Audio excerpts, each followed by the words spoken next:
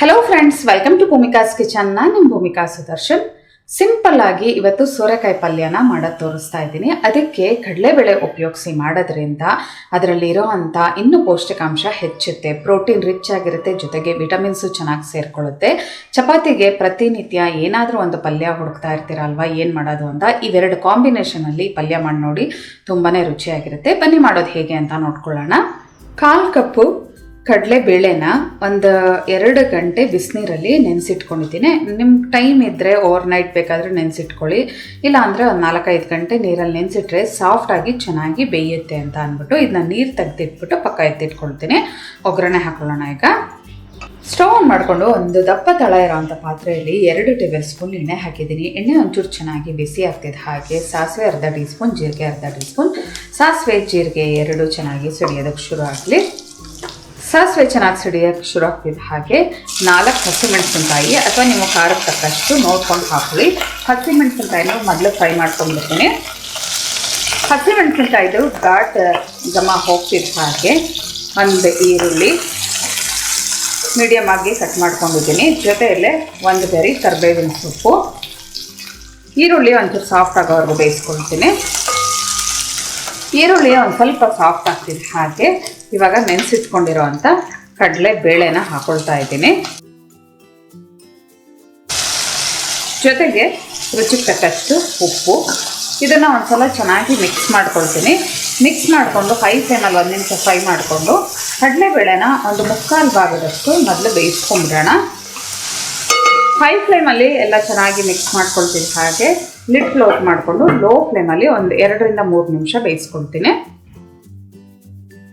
ಮಧ್ಯೆ ಒಂದ್ಸಲ lid open ಮಾಡಿಕೊಂಡು ಮಿಕ್ಸ್ ಮಾಡ್ಕೊಂಡಿದ್ದೆ. ಕಡಲೆಬೇಳೆ 3/4 ಭಾಗದಷ್ಟು ಬೆಂದಿದೆ. ಬಿಸಿನೀರಲ್ಲಿ ನಾನು ನೆನೆಸಿಟ್ಕೊಂಡಿರೋದ್ರಿಂದ ಅದು ಮೊದಲೇ ಸಾಫ್ಟ್ ಆಗಿತ್ತು. ಇನ್ನೊಂದು 2-3 ನಿಮಿಷಕ್ಕೆ ಒಂದು 3/4 ಭಾಗದಷ್ಟು ಬೆಂದಿದೆ. ಇವಾಗ ಸೋರೆಕಾಯಿ ಹಾಕಿ ಬೇಯಿಸೋದ್ರಿಂದನೂ ಇನ್ನೂ ಚೆನ್ನಾಗಿ ಬೇಯುತ್ತೆ.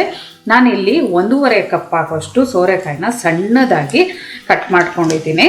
ಈ ಸೋರೆಕಾಯಿ ಹಾಕ್ಕೊಂಡು ಜೊತೆಗೆ ಇದ್ರ ಮೇಲೆ ಒಂದು 2 ಟೇಬಲ್ ಸ್ಪೂನ್ ಅಷ್ಟು ಹಸಿ ತೆಂಗಿನ ತುರಿ, ಕೊತ್ತಂಬರಿ ಸೊಪ್ಪು ಸಣ್ಣ ಕಟ್ ಮಾಡ್ಕೊಂಡಿರೋದು, ಇದನ್ನೆಲ್ಲ ಹಾಕ್ಕೊಂಡು ಮಿಕ್ಸ್ ಮಾಡೋದೇನು ಬೇಡ. ಮೊದಲು ಸೋರೆಕಾಯಿನ ಒಂದು ಸ್ವಲ್ಪ ಸಾಫ್ಟಾಗಿ ಬೇಯಿಸ್ಕೊಂಬಿಡೋಣ. ಸೋರೆಕಾಯಿ ಸಾಕಷ್ಟು ನೀರು ಬಿಡೋದ್ರಿಂದ ನೀರು ಹಾಕ್ಕೊಂಡಿಲ್ಲ. ಲಿಡ್ ಕ್ಲೋಸ್ ಮಾಡಿಕೊಂಡು ಮೀಡಿಯಮ್ ಟು ಲೋ ಫ್ಲೇಮಲ್ಲಿ ಒಂದು 2-3 ನಿಮಿಷ ಬೇಯಿಸ್ಕೊಳ್ತೀನಿ.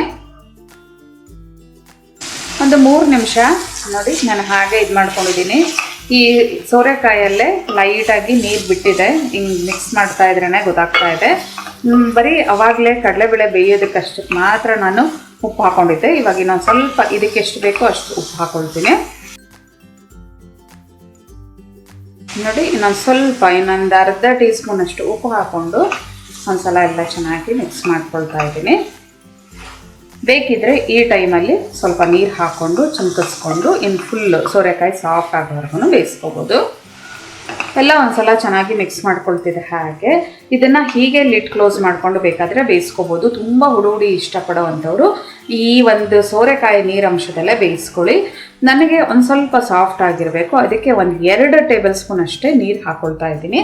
ನೀರು ಹಾಕ್ಕೊಂಡು ಪುನಃ ಲಿಡ್ ಕ್ಲೋಸ್ ಮಾಡಿಕೊಂಡು ಸೋರೆಕಾಯಿ ಫುಲ್ ಕಂಪ್ಲೀಟಾಗಿ ಸಾಫ್ಟ್ ಆಗೋವರೆಗೂ ಬೇಯಿಸ್ಕೊಳ್ತೀನಿ.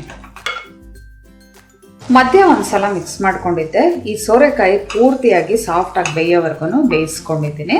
ನೋಡಿ ಸ್ಟವ್ ಆಫ್ ಮಾಡ್ತಾ ಇದ್ದೀನಿ. ಇದರಲ್ಲಿರೋ ಅಂಥ ನೀರಂಶ ಎಲ್ಲ ಹಾಗೆ ಆವಿಯಾಗಿದೆ, ಸಾಫ್ಟಾಗಿ ಕೂಡ ಬೆಂದಿದೆ. ಇದನ್ನು ರೊಟ್ಟಿ ಜೊತೆ ಆಗಿರ್ಬೋದು, ಊಟದ ಜೊತೆ ಸೈಡ್ ಡಿಶ್ ಥರನಾದರೂ ಬಡಿಸ್ಬೋದು, ಚಪಾತಿ ಜೊತೆ ಬಡಿಸ್ಬೋದು, ಆಲ್ ಇನ್ ಒನ್ ಅಂತ ಅನ್ಬೋದು. ಈ ಒಂದು ಕಡಲೆಬೇಳೆ ಮತ್ತು ಸೋರೆಕಾಯಿ ಕಾಂಬಿನೇಷನ್ನಲ್ಲಿ ಪಲ್ಯ ಮಾಡಿರೋದ್ರಿಂದ ತುಂಬಾ ರುಚಿಯಾಗಿರುತ್ತೆ.